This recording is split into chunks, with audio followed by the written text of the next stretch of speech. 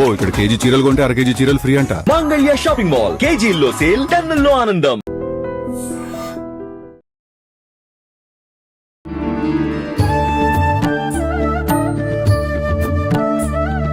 నమస్కారం, welcome to I dream. ధర్మ మార్గం విత్ విజిత కార్యక్రమానికి స్వాగతం. ప్రస్తుతం మనతో పాటు ఉన్నారు ప్రముఖ ఆధ్యాత్మికవేత్త బట్టిప్రోలు విజయలక్ష్మి గారు. ఇప్పుడు అమ్మతో మాట్లాడి మరిన్ని విషయాలు తెలుసుకుందాం.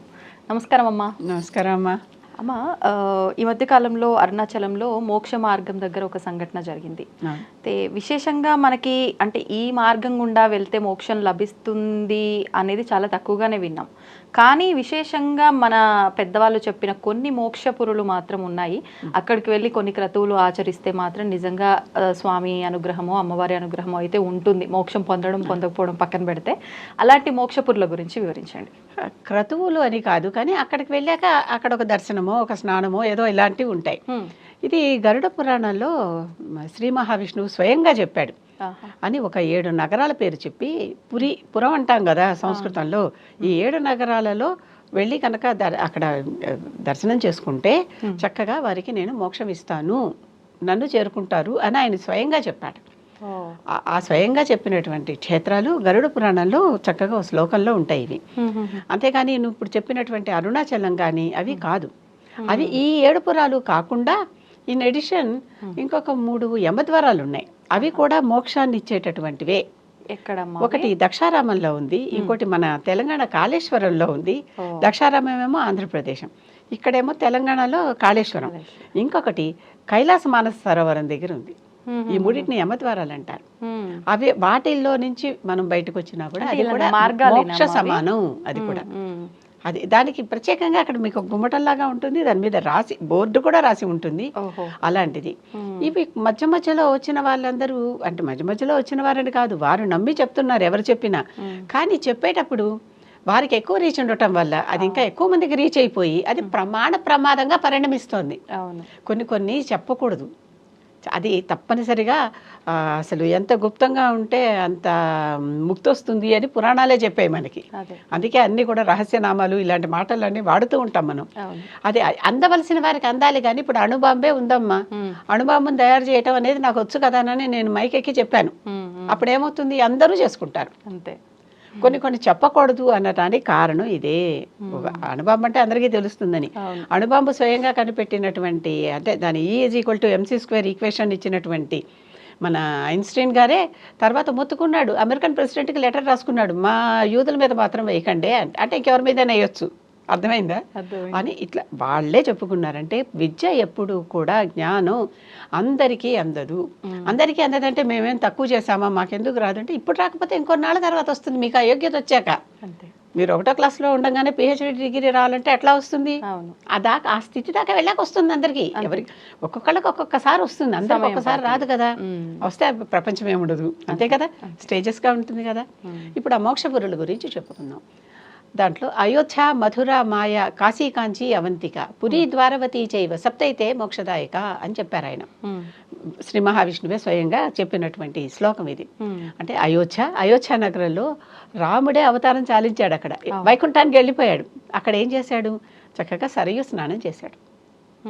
ఇప్పటికి కూడా అయోధ్య వెళ్ళి సరయూ స్నానం చేసి దాని నుంచి ఆ పాత నుంచి వెళితే ఆ వాళ్ళకి మోక్షం వస్తుంది అని చెప్తున్నాడు ఆయన. నేనే వైకుంఠానికి వెళ్ళాను అక్కడి నుంచి. అవును కదా, సాక్షాత్తు. రెండోది మధుర అంటే ఏది, మనకి తమిళనాడులో ఉన్న మధురై కాదు, మీనాక్షి మధుర కాదు, కృష్ణ మధుర. కృష్ణ మధురలో కృష్ణ జన్మస్థానం దగ్గరికి వెళ్ళి కృష్ణ జన్మస్థానం చూసి, అంటే ఆయన ఆ సమయంలో దర్శిస్తే మోక్షం వచ్చినట్టు అనమాట. అక్కడ యమునలో స్నానం చేసి అక్కడ కృష్ణుడు ఎక్కడైతే వచ్చి, బాలకృష్ణుడు ఆలయం ఒకటి ఉంటుంది, అక్కడ ఒక ఉయ్యాలు ఉంటుంది. ఆ ఉయ్యాలు కాస్త ఊపితే కృష్ణుడు అంతటి వాడికి మనం ఉయ్యాలు ఊపామని. అదో ఇవన్నీ మోక్షదాయకాలు అనమాట. అంటే అంతేకాని కష్టమైన పనులు కావు. అవును, ఇప్పుడు నేను చెప్పినట్టు ఇంత దారిలో దూరుకొని వెళ్ళండి, అక్కడ గాలి వస్తే వస్తువులు లేకపోతే పోతారన్నట్టు కాదు. ఒకసారి అలా ఆలయంలో ఒకళ్ళు ఎవరైనా పోతే ఆలయాన్ని మూసేయాలి. చాలా శాంతి ప్రక్రియ చేస్తే కానీ మళ్ళీ ఆలయం పూజార్హం కాదు. అర్థమైందా? ఇది కూడా ఆలయం అనుకునే కదా దూరుతున్నారు. అవును అవును ఇలాంటివన్నీ ఉన్నాయి. ఆ తర్వాత మాయా. మాయా అంటే ఏమిటి? హరిద్వార్ నగరాన్ని ఒకప్పుడు మాయా అనేవాళ్ళు, ఇప్పుడు మనం హరిద్వార్ అంటున్నాం. అవును. ఎందుకంటే అక్కడి నుంచి హరిద్వారం అమ్మ, అక్కడి నుంచి పైకంతా దేవభూమి. మ్మ్. అది ద్వారం. ద్వారం. అక్కడ కూడా చక్కగా గంగా నదిలో స్నానం చేసి అక్కడ ఆ క్షేత్రంలో నారాయణుని దర్శించుకుంటే చక్కగా వాళ్ళకు మోక్షప్రదం. మ్మ్. ఎందుకంటే వాళ్ళు అక్కడి నుంచి స్టెప్ అప్ అయిపోయి దేవభూమిలోకి వెళ్ళగలిగేటటువంటి అర్హత వచ్చింది వాళ్ళకి అక్కడికి కాలు పెట్టాక. అది మోక్షానికి అర్థం అక్కడ. ఓకే. మాయ అయోధ్య, మధుర, మాయ, కాశీ. కాశీ నగరం అంటే వారణాసి అందరికీ తెలుసు. బనారస్ అంటారు, వారణాసి అంటారు, కాశీ అంటారు. అసలు పేరు దానికి ఆనంద నిలయం. మ్మ్. అలాంటి పేరు దానికి, ఆనందవనం. అక్కడ అది అలాంటి చోట అక్కడికి వెళ్ళి విశ్వనాథుడిని దర్శించడం. అసలు అక్కడ మోక్షం వస్తుందని అందరికీ తెలుసు. అక్కడే పోవాలి అని వెళ్ళే వాళ్ళు ఉంటారు. అక్కడ ఎవరైతే చనిపోతారో వారి కుడి చెవిలో సాక్షాత్తు శ్రీ విశ్వనాథుడే వచ్చి తారకనామం చెప్తాడు, తారక మంత్రం. ఆ తారకనామం చెప్తారు కనుక ఇప్పటికీ అక్కడ ఎప్పుడు కూడా శవాన్ని ఎత్తేటప్పుడు రామ్నామ్ సత్యహై, రామ్నామ్ సత్యహై అని చెప్పుకుంటారు. ఎందుకంటే రామనామం అనేది తారక మంత్రం. రామనామంలో నారాయణులలో రా వస్తుంది, నమశివాయలో మా వస్తుంది. ఈ రెండు కలిపినటువంటివి కనుక రామరామ అని చెప్పుకోవటంతో మోక్షం వస్తుంది. అక్కడికి వెళ్ళి ఆ గంగలో స్నానం చేసి విశ్వనాథుడిని దర్శించి, అమ్మని విశాలాక్షిని దర్శించి, అన్నపూర్ణ దగ్గర అన్నం తిని అక్కడ కనుక మనం అంటే అక్కడ చావాలని చాలామంది అక్కడికే వెళ్ళిపోయి ఉండిపోయే వాళ్ళు ఉన్నారు. ఇప్పటికీ అది ఒక గర్భం అని చెప్పి, గర్భవాసం అని చెప్పి 9 నెలలు అక్కడ నిరంతరంగా ఉండేవాళ్ళు ఉన్నారు. లేదా సాంకేతికంగా 9 రోజులు పగలు రాత్రి కూడా, అంటే సూర్యోదయం నుంచి సూర్యోదయం దాకా 9 రోజులు అక్కడి నుంచి మళ్ళీ బయటికి వెళ్ళకూడదు. అంటే పక్కకెళ్ళి ఇంకో ఊరు చూసుకొచ్చేస్తే అలాగా కాకూడదు. ఆ కాశీ నగర పొలిమేరల్లోనే ఉండాలి 9 రోజులు లేకపోతే 9 నెలలు. మనం అనుకున్న దాని ప్రకారం మన నమ్మికని బట్టి ఉంటే అది ఒక గర్భవాసం, ఒక జన్మ అయిపోయినట్టు లెక్క. అంటే మరో జన్మ ఉండదనా అమ్మ? మరో జన్మ ఉంటుందని కాదు, ఇన్ని వేల జన్మలను ఉన్నాయి కదా మనకి. అన్ని వేల జన్మల్లో ఒక జన్మ తగ్గిపోతుంది. కానీ విశ్వనాథుడు అక్కడ కనుకపోతే వెళ్ళి చూసి రావటం మిగిలిన వాళ్ళకి, అక్కడ కనుకపోతే విశ్వనాథుడే సాక్షాత్తు ఇంకా ఇహ జన్మలు లేకుండా జన్మరాహిత్యం ఇస్తాడని పేరు. Okay okay. అక్కడ చనిపోయిన వారికి. అలాగని ఇప్పుడు నేను ఇలా చెప్పాను అనుకో, మందలుగా అక్కడికి వెళ్ళిపోయి చనిపోదామని చెప్పి డెస్టిట్యూట్ హోమ్స్ పెట్టేసుకుని, అది తప్పు. అక్కడ నిజంగా యోగం ఉంటేనే అక్కడికి వెళ్ళి చనిపోతారు. కానీ లేకపోయినా ఆ ఒక్కరోజుకి ఏ మనవడు పెళ్ళో మనవరాలు పెళ్ళో అని ఇక్కడికి వచ్చి ఇక్కడ చనిపోతారు. అంతే. కనుక యోగం లేకపోతే ఏది రాదు, అది మాత్రం మర్చిపోకూడదు. ఎవరు కూడా ప్లాన్ తో ఏది చేయకూడదు. ప్లాన్ అని కాదు, భక్తితో చేయాలి. కానీ ఇది ఎంత ప్లాన్లు చేస్తే వచ్చేవి కాదమ్మా. అవును, ప్లాన్లు చేస్తే వచ్చేసేవి కాదు మోక్షాలు కానీ అవన్నీ. దానికి వేరే అర్హత. ధర్మంతో అర్థాన్ని, అర్థంతో కామాన్ని, అంటే ధర్మార్థంతో కామాన్ని సంపాదించుకుని ఈ 3 సంపాదించుకుంటే మనకు ఎలిజిబిలిటీ వస్తుంది మోక్షానికి. అదే 4 పురుషార్థాలు. అప్పుడు ఆ మోక్షం దొరకటానికి అప్పుడు మళ్ళీ నువ్వేం చేసావు అనేది పాయింట్. ఎలా అయితే మంత్రం చేయంగానే సిద్ధిస్తే కూడా మనకు అధికారం వచ్చేది అంతే, మళ్ళీ తర్వాత అధికారం కోసం ఇంకా మంత్రజపం చేస్తూనే ఉండాలి. అలాగే మోక్షానికి కూడా తర్వాత ఇంకా ఈ పనులు చేస్తూనే ఉండాలి, అప్పుడు వస్తుంది మనకి. అంతేగాని మోక్షం అనేది తేలిగ్గా అందరికీ ప్లేట్లో పెట్టి ఇచ్చేసేది కాదు. కాశీ తర్వాత కాంచీ, ఇది ఒక్కటే మన దక్షిణ పథంలో ఉన్నటువంటిది, మన కాంచీ నగరమే ఇది. అక్కడ అమ్మవారు అసలు ఆవిడ కళ్ళే కామాక్షి కదా, అక్షి అంటే ఆవిడని మనం కళ్ళలోకి చూసి ఏం కోరితే ఆ కోరిక తీరుస్తుందట. ఆవిడ కనురెప్ప వేయదు. ఆ కనురెప్ప వేయని తల్లిని ఆవిడని దర్శనం చేసుకుని, ఆవిడ గాలిలో తేలే విగ్రహం. మనకి అవన్నీ కనిపించవు మామూలు సామాన్య జనులకి. ఆ పూజారులు ఎప్పుడైనా చూపించే అర్హత ఉన్నప్పుడు చూపిస్తారు. అక్కడ ఒక శ్రీచక్రం ఉంటుంది, గర్భగుడిలోనే ఉంటుంది. ఆ శ్రీచక్రానికి కుంకుమార్చన, గర్భగుడి అంటే పక్కన 2-3 గదుల్లాగా ఉంటాయి కదా. ఆ ముందర అమ్మవారు అంటే అమ్మవారి విగ్రహం ఉన్నటువంటిది, దాని తర్వాత శ్రీచక్రం ఉన్న గది, ఆ తర్వాత మనం కూర్చునే గది. ఆ శ్రీచక్రానికి కనుక కుంకుమార్చన చేయించుకుంటే వాళ్ళే చేస్తారు, మనని చేయనివారు, పూజారులే చేస్తారు. అది మోక్షదాయకం తప్పనిసరిగా. అంతేకాకుండా కాంచీలో ఇంకొక విశేషం ఉంది. కైలాసనాథ దేవాలయం అని ఊరు బయట ఇంకొక ఆలయం ఉంది, కొంచెం ఊరు బయటగా. అక్కడ ఊరు బయట ఆలయంలో శివుడు, కైలాసనాథుడు అంటే శివుడే కదా, ఆయన దగ్గర అది ఏంటంటే ఒక పై అంతస్తులో ఉంటుంది. పై అంతస్తు మన అంతస్తుగా ఉన్నట్టు ఉంటుంది. కిందకి ఒక గది ఉంది, అంటే అండర్ గ్రౌండ్ లో. అక్కడ ఎలా ఉంటుంది, ఇక్కడ కాసిన 4 మెట్లు దిగాలి, 5-6 మెట్లు దిగాలి. సన్నగా ఉంటుంది, ట్యూబ్లర్ వే అనమాట. అంత చిన్నటి దాంట్లో మనం కొంచెం వంగి దిగి మెట్లు దిగి అక్కడ మళ్ళీ ఒక సెమీ సర్క్యులర్ పాత్ ఉంటుంది. ఆ పాత అంతా పాస్ చేసి నడిచి అక్కడ లైట్లు అవి ఉంటాయి, పర్వాలేదు, గాలాడుతుంది, లైట్లు ఉంటాయి. అక్కడి నుంచి ఇక్కడ ఒక క్యూబాయిడ్ అంటే ఒక కాఫిన్ లాంటిది, రాతి కాఫిన్ లాంటిది ఉంటుంది, ఒక 5 అడుగుల పొడవు ఉంటుంది. దాంట్లో నుంచి పాక్కుంటూ బయటికి రావాలి. ఈ మెట్లు దిగి లోపల నడిచి మళ్ళీ ఇలా పాక్కుంటూ బయటకు వస్తే ఇది ఒక గర్భవాసం. వచ్చినప్పుడు బయటికి రాగానే అక్కడ యముడు ఉంటాడు, ఆయన దర్శించాక మోక్షం. ఇవన్నీ మోక్షపురులు. అంటే ఇప్పుడు చూడు, ఏది ఊరికే అయిపోవట్లేదు. తర్వాత అవంతిక. అవంతిక అంటే ఉజ్జయిని నగరం. ఉజ్జయిని నగరంలో మహాకాలుడు. ఈ మహాకాలుడిని దర్శించి ఆయన భస్మహారతి చూస్తే ఆ కిందటి రాత్రి ఎవరైతే మరణించి ఉంటారో ఆ వారి చితాభస్మం ఉంటుంది, వేడివేడిగా ఉన్నటువంటి చితాభస్మం, అది తీసుకొచ్చి ఆ వేడివేడి చితాభస్మాన్ని ఒక వస్త్రంలో కట్టి ఆ వస్త్రాన్ని దులుపుతూ, అంటే కింద బొంకెలు బొగ్గులు అవి పడవు, కేవలం భస్మం మాత్రమే పడుతుంది. మహాకాలుడికి అభిషేకం చేస్తారు. ఉదయాన క్షిప్రానదిలో స్నానం చేసి అక్కడికి వెళ్ళి ఆ భస్మహారతిని చూసుకుని ఆ మహాకాలుడికి అభిషేకం చేసుకుంటే మోక్షం అమ్మ. అక్కడ మళ్ళీ మహాకాళి ఆవిడ కూడా ఉంది, ఆవిడ లయకారిణి, వీళ్ళిద్దరూ అదే లయం. అలాంటి చోటును చేస్తే వారికి మోక్షం. కనుక ఈ ఇంకొకటి ద్వారక. పురి ద్వారవతి చేయవ అన్నాడు. ద్వారక అంటే అక్కడ శ్రీకృష్ణుడు సాక్షాత్తు ఉన్నటువంటి ప్రదేశం. ఆయన తన వారంటూ ఎవరో వారందరిని అక్కడ తీసుకెళ్లి కూర్చోబెట్టాడు, తనతో పాటు వారందరికీ కూడా మోక్షం ఇప్పించాడు. అటువంటి ప్రదేశం ద్వారక. కృష్ణుడు ఎక్కడ జన్మించాడో అక్కడికి వెళ్ళటం. ఇవన్నీ కనుక మనం బాగా చూసుకుంటే అయోధ్య, మధుర, మాయ, కాశీ, కాంచి, అవంతిక. అవంతిక అంటే ఉజ్జయిని. పురి ద్వారవతి. ద్వారవతి అంటే ద్వారక. ఆ లోపలికి వెళ్ళిపోయాక ఇక ఎక్కడ జరాసంధుడు రాలేకుండా అన్ని వైపులా గోడలతో ఒక గది నిర్మించి, ఒక నగరం నిర్మించి దాంట్లో పెట్టాడట. అదే ద్వారవతి. అసలు లోపలికి వెళ్ళాక చూసుకుంటే ద్వారకా ద్వారకా అని అడిగారట అందరూ, అందుకే ద్వారకా అయింది. దాని నగరానికి పేరు అలా వచ్చింది.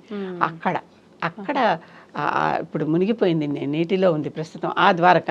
బేత్ ద్వారకా అని వెళ్తాం కానీ అది పైనే ఉంది.